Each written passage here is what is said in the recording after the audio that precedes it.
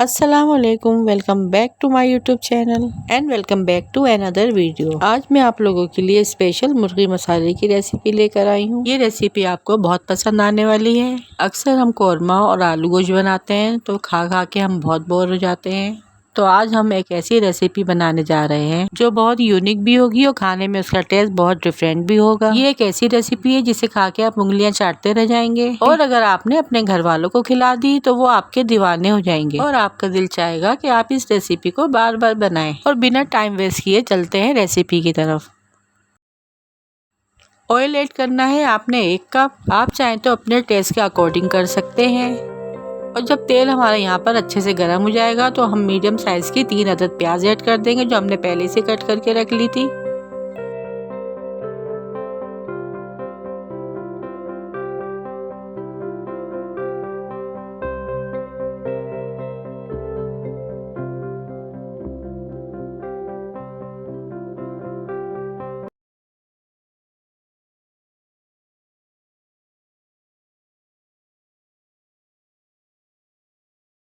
और देखिए यहाँ पर हमारी प्याज लाइट ब्राउन हो चुकी है।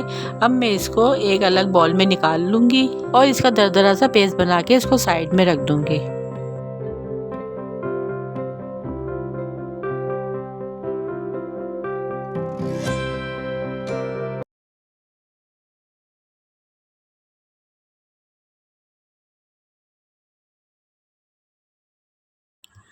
अब उसी ऑयल में ½ kg चिकन ऐड करेंगे और इसको भी इसी ऑयल में अच्छे से फ्राई कर लेंगे।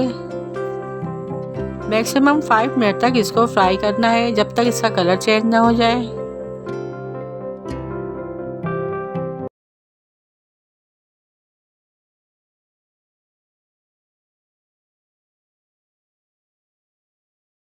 अब चिकन फ्राई करने के बाद आपने इसमें अदरक लहसुन का पेस्ट शामिल करना है। कुछ लोगों को अदरक लहसुन की स्मेल अच्छी नहीं लगती, आप इसको स्किप भी कर सकते हैं।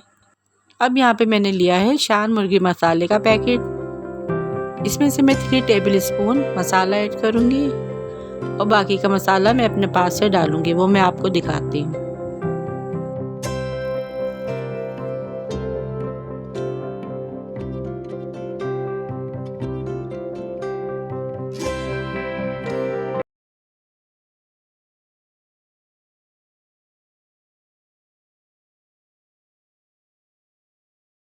मसाला हमारा हल्का सा फ्राई हो जाएगा तो हम इसमें 1 टेबल स्पून पिसी लाल मिर्च ऐड करेंगे, 1 टेबल स्पून पिसा धनिया ऐड करेंगे और ½ टेबल स्पून हम इसके अंदर पिसी हल्दी ऐड करेंगे। अब हम इन सारे मसालों को अच्छे से मिक्स कर लेंगे। अच्छे से मसाला मिक्स करने के बाद हम इसमें 2 गिलास पानी ऐड कर देंगे और 10 मिनट के लिए गोश्त गल जाने तक पकाएंगे। अब जब 10 मिनट के बाद ढकना हटाएंगे तो गोश्त यहाँ पर हमारा 80% गल चुका है।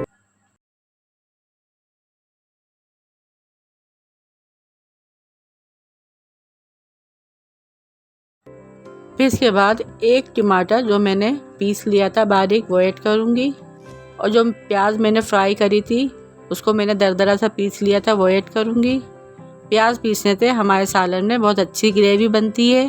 प्याज हमें सालन में बगैर पीसी ऐड नहीं करनी क्योंकि सालन में प्याज अलग से ही तैरती हुई दिखेगी और सालन में भी वो जायका नहीं आता जो पिसी हुई प्याज से आता है। टमाटर और प्याज पीस के डालने से हमारी ग्रेवी बहुत ही अच्छी बनेगी जिससे हमारा सालन बहुत ही मज़ेदार और जायकेदार बनेगा। यहाँ पे कुछ गरम मसाले हमने अलग से ऐड किए हैं जिसमें 1 चमचा जीरा है, आधी चमची जायफल जावित्री का पाउडर है, 1 चमचा नमक है, 1 बादियान का फूल है, 2 काली बड़ी इलायची है, 1 दालचीनी का टुकड़ा है, 10 काली मिर्चें, 5 लौंग और 5 सफ़ेद इलायची, ये सब ऐड करेंगे। ये वही गरम मसाले हैं जिससे हमारे सालन में बहुत ही अच्छा सा टेस्ट आएगा और साथ में बहुत ही मज़ेदार सी खुशबू भी आएगी। यूँ समझ ले कि ये गरम मसाले हमारे सालन की जान है। इसके बाद मैं 1 प्याली इसमें फेंटा हुआ दही ऐड कर दूंगी और इन तमाम चीज़ों को अच्छे से मिक्स कर लूँगी।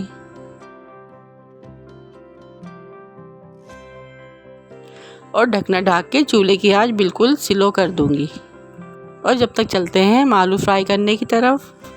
कुछ लोग इस सालन में आलू पसंद नहीं करते हैं, लेकिन आलू से इस सालन में जायका दुबाला हो जाता है।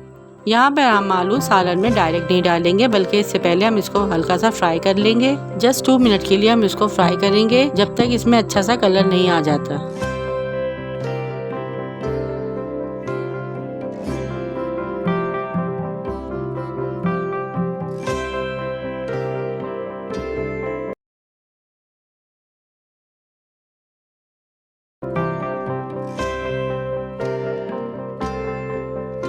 देखिए आलू में हल्का सा कलर आ गया है, हम इसे छलने की मदद से निकाल लेंगे।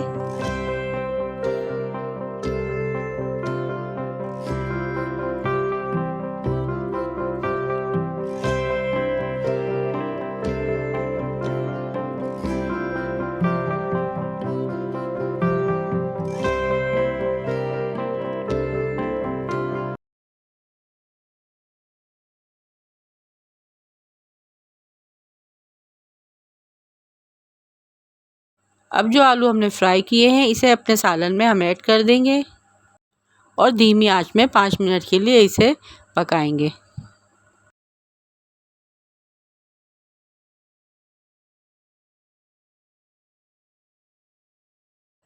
और देखिए यहाँ पर 5 मिनट हो चुके हैं और हमने 5 से 6 अदद इसमें हरी मिर्चें ली हैं, वो ऐड करेंगे।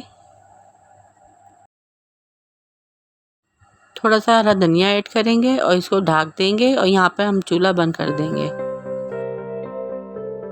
और रेडी है यहाँ पर हमारा मज़ेदार सा मुर्गी मसाला। अब मैं इसे डिश आउट करती हूँ और आपको दिखाती हूँ।